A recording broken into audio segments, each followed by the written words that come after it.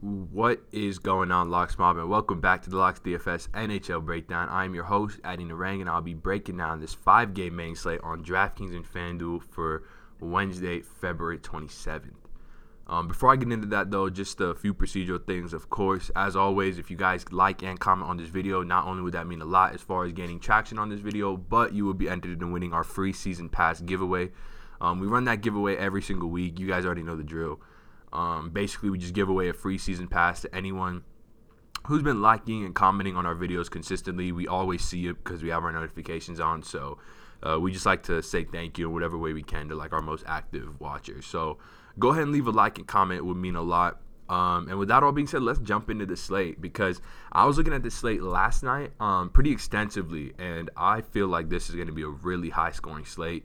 It doesn't take much to look into to realize like how high scoring this could be. We have a Chicago team on the slate, an Anaheim team, both bad defensive teams. The Rangers, worst team in the league, high danger chances against per 60 the past 10 games. Toronto, Edmonton, both not great defensive teams. New Jersey, another bad team, a bad defensive team that's traded everyone. Vancouver in the same mold. So there's a lot of spots we can go towards in this on this slate, and I think the edge is going to come from, picking and choosing between all these high-priced guys. So that kind of just leads us in right into this high-priced range of center, which I'll consider sort of 6.8K and above. And what makes this slate so difficult is that there is a legitimate case to be made for playing every single one of these players.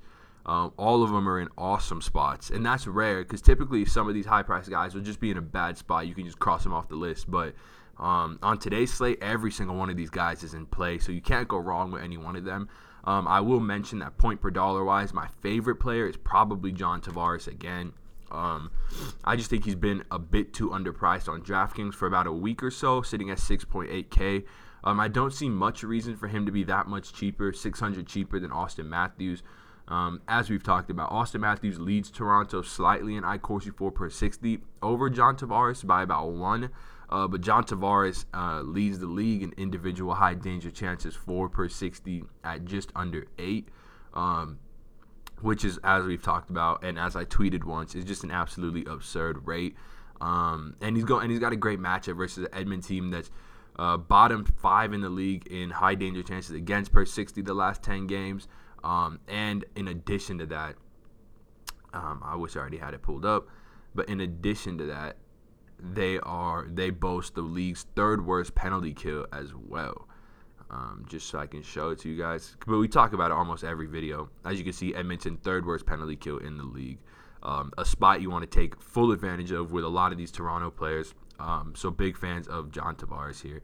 The next guy I kind of want to talk about is Nathan MacKinnon. We've talked about Colorado's lines and how they've switched them up. So the first line is now McKinnon, Rantanen, and Kerfoot. And then on the power play, McKinnon correlates with Kerfoot on what would be the 1B power play, because Colorado split their power plays as if it's like a 1A, 1B, not a necessary 1 and 2.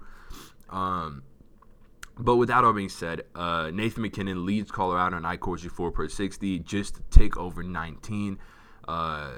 Colorado projected for the third highest team total on the slate, but still a monster team total at 3.8. At home, where we know they're a lot better, and versus a Vancouver team that's in the bottom 10 in high danger chances against per 60 the last 10 games. They're up there in expected goals against per 60 as well, and they've been missing their best defender, Alexander Edler, forcing these young guys like Ben Hutton and Troy Stetcher into massive minutes, which obviously isn't good for a really young and really defensively inept Vancouver team. So big fan of McKinnon.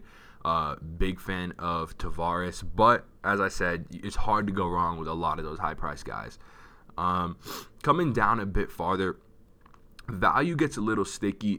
There's not too much to talk about, but one guy I could mention is Tyson Jost at 3K. So with Colorado jumbling their lines, they've also got Tyson Jost on this third line right here with Derek Brassard and Matt Calvert. But the big thing to note with Tyson Jost is that he on the power play is the role that you're really taking Tyson Jost for. As we talked about, Vancouver struggles on the penalty kill, and Tyson Jost is the net front presence on what seems to be what Colorado's going to call their power play one. Probably the unit that goes out there on the ice first. Give them a good chance to score versus this Vancouver team. And getting Tyson Yost surrounded by all these guys, as well as a decent role at 5v5 for 3K is not a bad play. But personally for me, it's looking like a pay up at center night. So coming on over to winger, the one guy I rarely talk about, and you guys always ask me why, is Nikita Kucherov. I've talked about how that Tampa Bay 2 line doesn't really pop as a dominant line for me as far as high danger chances created. Tampa consistently is ranked in the bottom 5 in the last 10 games as far as high danger chances for per 60. But as I've talked about, they're all phenomenal individual talents, so it could only take 20 shots and they could score 5 goals, whereas for a team that's a lot worse, it could take, 40 shots to score 5 goals. So these guys, obviously you gotta draft your players based on expected shots, expected offensive output. So if a team is going to take 20 shots, you don't really want them. But this is just a long way to say that Tampa Bay has the best matchup in the league right now. High danger chances against per 60. The Rangers blow everyone out of the water over the last 10 games at over 17 chances per. And as we've talked about with the Rangers, they are god-awful on the penalty kill, ranking 5th worst in the NHL. So this is a great spot, not only at 5v5 for Tampa, but also at 5v4 on the power play. And Kucherov's the guy I want to target for that. I just think his role skating with Tyler Johnson, Braden Point as sort of the main offensive weapon on that second line, which is technically the first line. It's hard to get that anywhere else on this slate. So if you can afford him, I love him. I don't know if I'll be getting him because, as I said, I do want to pay up for center, and there's a lot of value available at wing that we can talk about. So may not be playing him, but really solid play.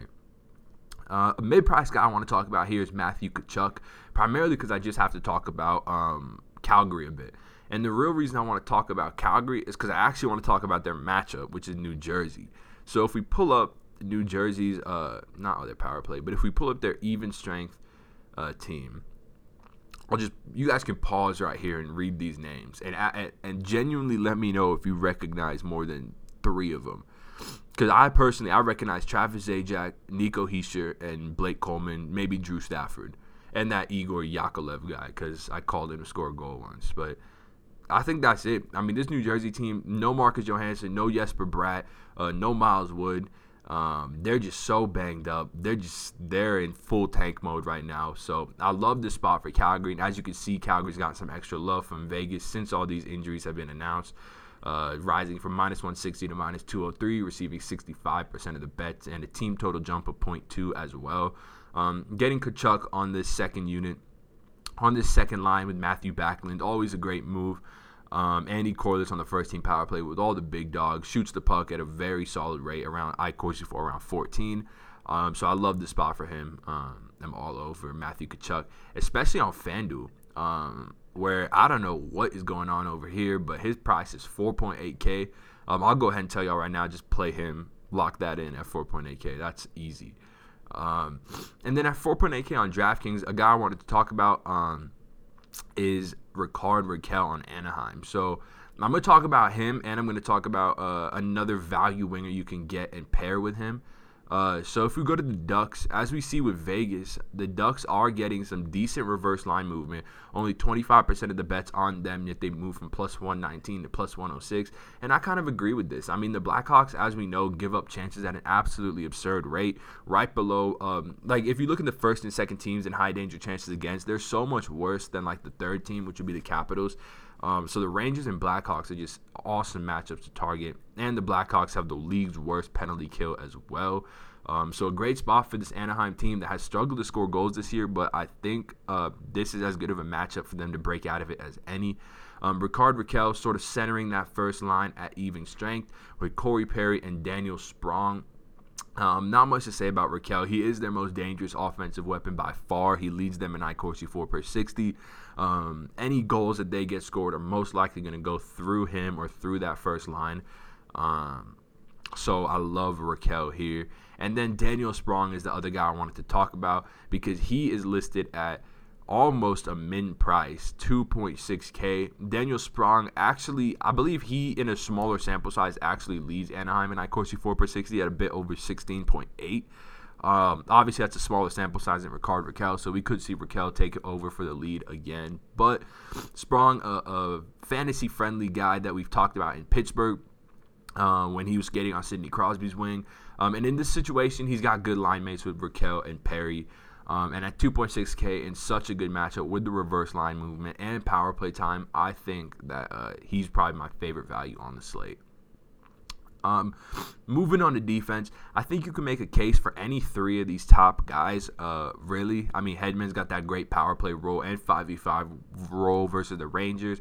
Mark Giordano, similarly so, great 5v5 role versus a New Jersey team that has got nobody left on it.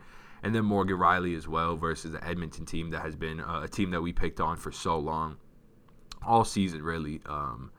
And so you could go with either one of these guys. I think for my favorite point per dollar wise, I'll probably go Giordano. He's typically just the safest. He does have the highest iCorsi for per 60 of the bunch. But as far as minutes go, they should all skate around the same. And if you end up on any one of these top three guys, you're in a good place. So the value guy I do want to talk about though down here is Samuel Girard at 3K. So the thing to note with him is when I was pulling up those Colorado power plays, obviously Colorado is going to treat that first power play with Mikko Rantanen and Tyson Jost on it as their first unit power play. But for my sake, I just think wherever McKinnon is, that's got to be the first unit for everything because he's so significantly better than everyone else on the team. And he's going to make all these guys on the power play better as well. So I love how Sam Girard is his power play quarterback. I think he could easily back his way into some assists just off of McKinnon's greatness. And I like how McKinnon, on a side note, correlates with Alexander Kerfoot on the first line and on the second unit power play as well. So both of them great plays. And Sam Girard, I think, is awesome value at 3K. And speaking on goalie, I'm not going to talk too much about him. As always, look at your team, see what players you have, and then correlate your goalie with those players. Because as we know, goalie is such a high variance position. It's not worth spending that much time on. You should really just correlate it so that your team does well. Your goalie does well if your team does well. So with that all being said, guys, thank you so much for checking out this video. Again, please do leave a like if you do enjoy. It really does help me out a lot, and you'll be entered into winning that giveaway. But with that being said, I hope you guys win a ton of money tonight, and I will see you tomorrow. Peace.